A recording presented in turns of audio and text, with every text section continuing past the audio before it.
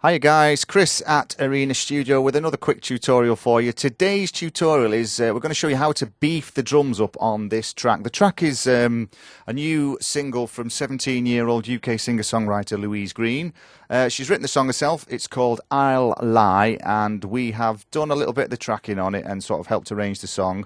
The next thing we're going to do is start the mix. Now, we're going to start really on the kit on this and just try and get everything nice and beefy and a little bit more punchy in your face. The drums are actually stereo loops, so it's just a stereo audio file of loops that have been put together with a few fills and a nice sort of solid acoustic kit on there. As you can see, we're running everything into a mix bus, and then our master volume has got the PSP master compressor on it, which is just set to a gentle master. And if I give you a quick snippet of before and after of the chorus of the song, obviously nothing is mixed. We've got very little going on this at the moment. We're just sort of in the final stages of doing the editing. We're just nearly there with that. We've just got to have a little play and try and get this sort of from ground up for you with the drums and the bass and the strings and the vocals, harmonies, etc. So you can go through the whole process of us mixing the track, and then the little mastering process that we'll put on the end. And the track will be released on a global release with the Cragg record label. So after all that spiel is out of the way, let's get on to some serious sound, shall we? So I'll just give you what we've got with this PSP master compressor.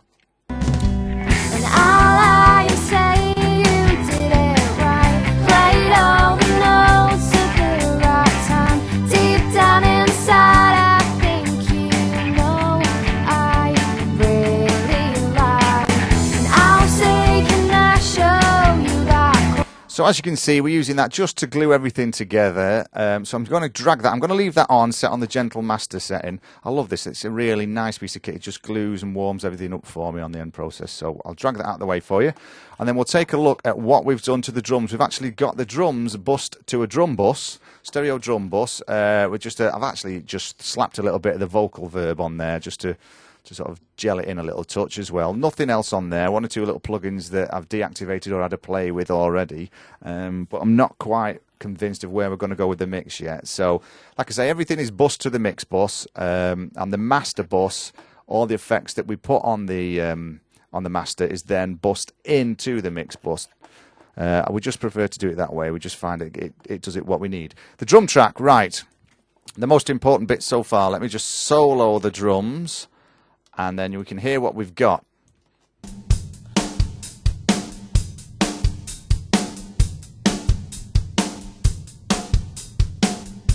Okay, sounds all right. Now we've got the SSL channel strip going on there that's flickering away nicely on the bottom. For some reason, when I drag it onto this page, we get that. It must be some bit of a conflict somewhere, but we don't need to worry about that. If I hit the drums again, you'll see how we're tickling it. Just a minimum amount of compression actually on the plugin, and a little bit of EQ here and there, which is not very good for you to see with that flickering screen. If you do suffer from epilepsy, I will turn away at this moment. A little bit hot, the audio on it, so we just pulled it down a bit with the plugin. But basically, very little EQ and just a little tiny bit of compression just tickling it there. So what we've done on the other track is we've duplicated it.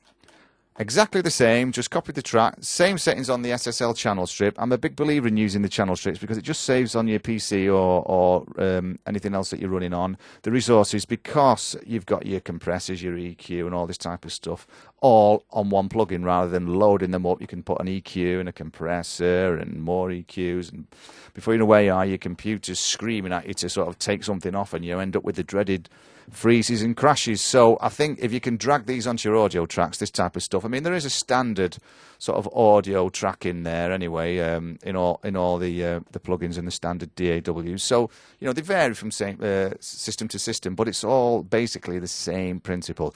So going back to the drums that we've duplicated, we've basically got the Air Digi-Rack compressor on there, set 10 to 1, the Drum Attack plugin. And then the other thing that we popped on is the Air Distortion plugin, which is set to funky clipping, which is, whoa, preset number 9. That's it. That's all we've got. Now, if we bring this in, you'll hear the difference to the drums. Okay, so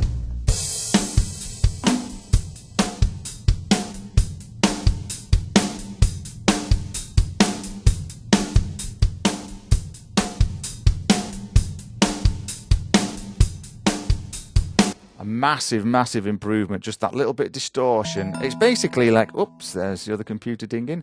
It's basically a little bit of parallel compression with some distortion added. Sometimes I'll actually EQ the second track as well that I've duplicated, so that we can maybe roll a little bit off the bottom and push the top end through a bit more. That's totally up to you, and it depends on what the source is and what the track is that you're working on. But I'll put it in the context of the song now for you, by unmuting the unsoloing the drum bus, and you can hear it with it on, and then I'll A and B it for you briefly, and you can get a little bit of an idea of what's going on. Here we go. All you say you did it right, played all the notes at the right time. Deep down inside, I think you know I really like. And I'll say, can I show you that chord, just for an excuse to talk a little more, and for my fingers to brush past yours. Get the idea? Massive, massive improvement on the drum track. It just helps to glue it all together a little bit as well. So it's literally, like I say, parallel compression with some distortion on there, and just bleed it into your mix as required. Just breathes that extra bit of life and poke and punch in there. Thanks for listening to the tutorial. I know I'm talking a little bit quick, but I'm trying to get in as much information as is possible. If you want to follow us on Facebook, we're on there. You can like us. Just search for Arena Studio on Facebook, and we'll pop up somewhere on there. You can also do the www.arenastudio.co.uk, and you can also follow the studio on Twitter, which is Arena Studio UK. Sorry, so that's at Arena Studio UK. Also, the song is "I'll Lie" by Louise. It's probably going to be out by the end of February 2014. I'm going to take you through the whole process. As I say, we're going to do the drums, do the bass, do the vocals and the harmonies and the strings and the guitars, bust the guitars into the, we're actually going to reamp the guitar into the classic Marshall JCM 800 that we have in the studios. It's just going to warm it up a little bit. Hopefully we'll give you a tutorial of how we go about all that. It's a lot of information to take on board this, but enjoy the tutorial. Like, subscribe, do all the bits that you've got to do, and I'll catch you later, guys. Thanks a lot. Bye.